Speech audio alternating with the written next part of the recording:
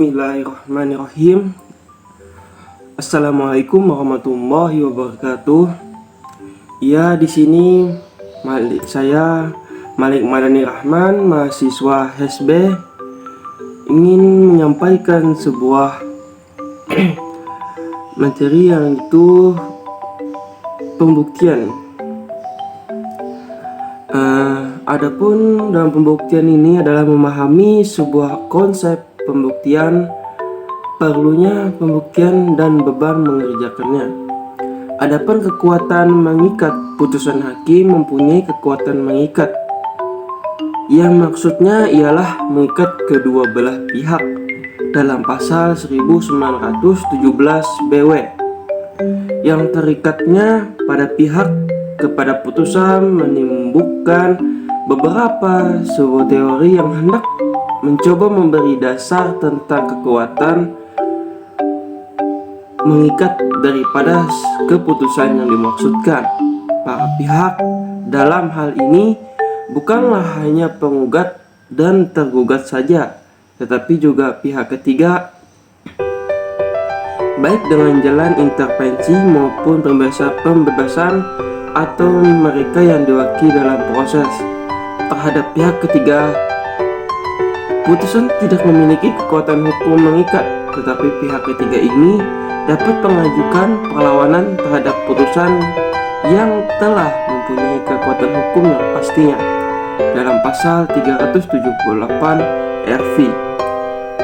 Adapun dalam hal ini perlu mendapat perhatian bahwa hanya pihak ketiga yang dirugikan oleh putusan itulah yang dapat mengajukan perlawanan.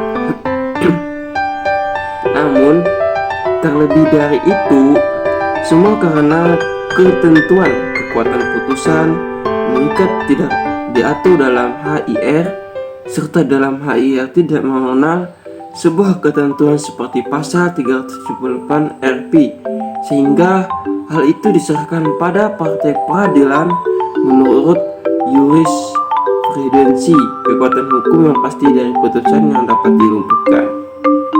Itu next, memahami akta autentik dan akta tidak autentik. Kekuatan pembuktian dalam kekuatan pembuatan dalam putusan pidana diatur dalam pasal 1918 dan 1919 BW. Sedangkan kekuatan pembuktian perdata tidak ada ketentuannya. Namun tetap hukum perdata memiliki sebuah kekuatan pembuktian. Menurut pasal 1916 ayat 2 nomor 3 BW, putusan hakim adalah persangkaan. Putusan hakim merupakan pasangan bahwa isinya sangat-sangat benar. Apa yang telah diputuskan oleh hakim harus dan kebenar, yang bisa disebut dalam bahasa Inggrisnya res judicata profitet. Adapun kekuatan pembuktian perdata diserahkan kepada pertimbangan hakim. Hakim mempunyai kebebasan untuk menggunakan kekuatan pembuktian terdahulu, putusan perstek tidak atau sama sekali tidak mempunyai nilai untuk mengikat. C. Memahami satu saksi bukan saksi, tetapi saksi tidak mampu mutlak dan relatif dalam hak ingkar. Nah, jadi di dalam peraturan perundang-undangan terhadap ketentuan yang mengatur pengertian dari putusan yang mempunyai kekuatan hukum tetap inkrek atau gauslet yang berkaitan perkara pidana, yaitu dalam penjelasan pasal 2 ayat 1 Undang-Undang Nomor 22 Tahun 2002 tentang durasi yang berbunyi putusan pengadilan tingkat pertama yang tidak diajukan banding atau kasasi dalam waktu yang ditentukan oleh Undang-Undang Hukum Acara Pidana terbagi dua. Yang pertama adalah putusan pengadilan tingkat banding yang tidak diajukan kasasi dalam waktu yang ditentukan oleh Undang-Undang tentang Hukum Acara Pidana, dan yang kedua adalah putusan kasasi Jadi berdasarkan penjelasan sebelumnya, suatu putusan mempunyai kekuatan hukum yang tetap adalah yang putusan pengadilannya tingkat pertama yang tidak diajukan banding setelah waktu 7 hari sesudah putusan dijatuhkan atau setelah putusan diberitahukan kepada terdakwa yang tidak hadir. Bagaimana diatur dalam pasal 233 ayat 2 pasal 234 ayat 1 Undang-Undang Nomor 8 Tahun 1991 tentang hukum acara pidana KUHP.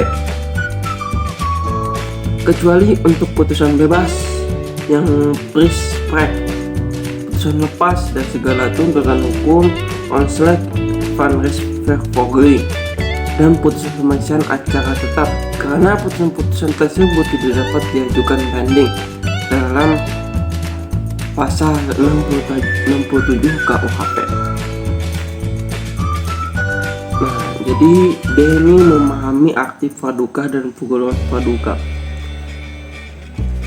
Jadi KPK NL Manado artikel dijadikan putusan non-niat attaching list backlash berbagai macam cacat formil yang melekat pada gugatan share Facebook, Twitter, WhatsApp, BBM, Google Print, email putusan nol.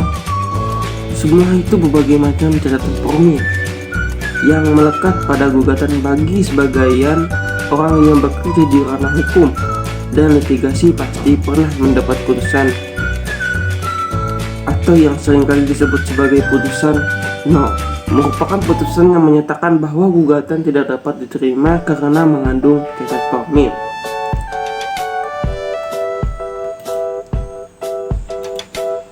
Sebagai pelaksana yang bekerja di seksi hukum dan informasi kantor pelayanan kekayaan negara dan lelang yang bisa disebut dengan KPKNL dan bekerja dalam penanganan perkara, maka perlu mengetahui hal-hal apa saja yang dapat menyebabkan gugatan yang ditangani dapat diputus NO karena mengandung cacat formil. Artikel ini dibuat untuk membantu rekan-rekan dalam sebuah proses penanganan perkara untuk lebih teliti terhadap gugatan yang diajukan, bahwa selain isi gugatan secara materi yang perlu untuk dijawab, namun juga perlu untuk dilihat apakah secara formil sudah tepat atau belum. Apabila belum tepat, maka ia dapat diajukan eksepsi untuk putusan tersebut dapat dinyatakan no oleh majelis hakim. Jadi dampak keputusan pengadilannya adalah dalam adanya bukti palsu yang diajukan penggugat atau pemohonan ternyata dimenangkan oleh hakim, maka dampaknya menurut asas res judicata habetur adalah putusan pengadilan tersebut dianggap benar sampai ada putusan pengadilan yang lebih tinggi yang membatalkan putusan tersebut. Jadi mungkin itu saja yang dapat saya sampaikan. Mana apabila hilaf, apabila ada kesalahan. Assalamualaikum warahmatullahi wabarakatuh.